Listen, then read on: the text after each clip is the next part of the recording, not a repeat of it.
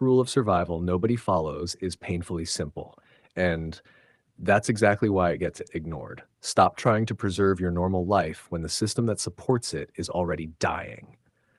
Most people don't fail in blackouts, disasters, or slow collapses because they lack gear or strength. They fail because they keep acting like tomorrow will reset everything. You see it every time. The power goes out and people light candles instead of securing water. Shelves empty and they argue over brands. Sirens fade and they wait for instructions that never arrive. Survival doesn't punish ignorance first, it punishes denial. Your brain is wired to protect routine. Neurologically, predictability lowers cortisol and conserves energy.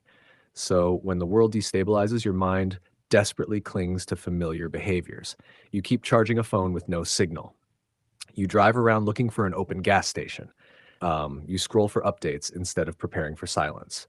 This is called normalcy bias, and it kills more people in disasters than panic ever does. Panic burns hot and fast. Normalcy bias drains you quietly while time slips away. The first rule of survival is recognizing that the old rules are gone, even if the buildings are still standing. Here's what nobody tells you. The earliest phase of collapse is not chaos, it's delay. Systems don't fail all at once. They fail unevenly. Water pressure drops before it stops. Emergency services respond slower before they disappear. Stores open shorter hours before closing forever. If you wait for the obvious moment, you've already missed the critical one. Survival belongs to the people who act while things still mostly work. That's when you quietly shift behavior without announcing it, because announcing it invites resistance, ridicule, or worse. This works because human systems collapse socially before they collapse physically. Trust erodes first, then cooperation, then infrastructure. One of the most ignored survival techniques is reducing dependency before increasing supplies. People obsess over stockpiles because buying feels like progress, but dependency is what actually traps you. A freezer full of food tied to a fragile grid is a liability. A routine that requires daily fuel, constant connectivity, or external validation is a weakness. The smartest survivors don't hoard more, they need less. They eat simpler food that stores longer. They learn to function without constant lighting. They practice boredom, because boredom is what breaks people when entertainment disappears. This works because energy and attention are finite resources under stress, and simpler systems fail slower. Another rule people violate is broadcasting competence. In unstable environments, visibility is risk. Social animals instinctively watch for leaders and providers, but in scarcity, those same people become targets. The neighbor who has it figured out attracts requests first, resentment second, and force third. True resilience is quiet. You don't demonstrate readiness, you blend. You help selectively without creating dependence. This isn't paranoia, it's social physics. In collapsing systems, moral expectations rise faster than resources, and people justify taking from whoever appears capable of absorbing the loss. This section is based on practical field survival experience rather than formal academic sources. Then there's the mistake of overvaluing strength and undervaluing timing.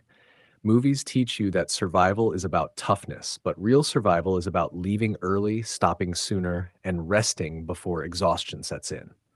Heat, cold, hunger, and fear don't kill you directly. They degrade decision-making until you make one irreversible mistake. Experienced survivors pace themselves aggressively. They stop while others push on. They secure shelter before nightfall, even if they feel fine. They treat minor problems as major threats because small failures cascade under stress. This works because cognitive load increases exponentially in crisis, and fatigue multiplies error rates long before the body collapses. Another forbidden truth is that most people don't turn violent immediately. They turn compliant, they wait, they follow bad instructions, they line up for aid that never arrives. This is why early autonomy matters more than confrontation. You don't survive by fighting the system. You survive by quietly stepping outside its failure radius. You create buffers, extra water before rationing starts, alternative routes before roads clog, offline skills before digital tools vanish. Autonomy buys you time, and time is the only resource you can't steal back once it's gone. Finally, the rule everyone hates. You must accept loss early to avoid losing everything later. That might mean abandoning property, status, plans, or expectations. The people who survive are not the ones who cling hardest, but the ones who let go fastest. They don't argue with reality, they adapt to it. Evolution rewards flexibility, not righteousness. Survival isn't heroic, it's quiet, unglamorous, and often lonely. But it works.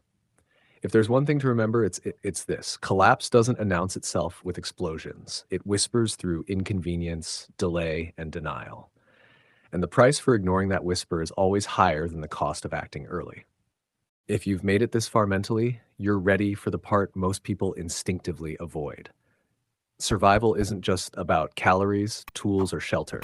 It's about human relationships under collapse pressure. When resources shrink, ethics don't disappear, but they mutate. Not because people suddenly become evil, but because biology takes the wheel. Under sustained stress, the brain narrows its time horizon. Long-term thinking collapses. Empathy becomes selective. And that's when otherwise decent people begin making choices they would once have judged harshly. One of the unwritten rules of survival is that the people closest to you can become either your strongest shield or your most dangerous liability. Family, friends, neighbors. In the early days, everyone talks about unity. A few days later, accounting begins. Who consumes more? Who contributes less? Who has options? Scarcity turns relationships into math problems, and math has no nostalgia. The survivors who endure long-term don't isolate completely, but they also don't overcommit emotionally. They form small, flexible alliances with clear boundaries because ambiguity is what breeds resentment. This works because cooperation survives only when expectations are aligned with reality, not hope. This section is based on practical field survival experience rather than formal academic sources. Another mistake people make is assuming danger announces itself loudly. It doesn't.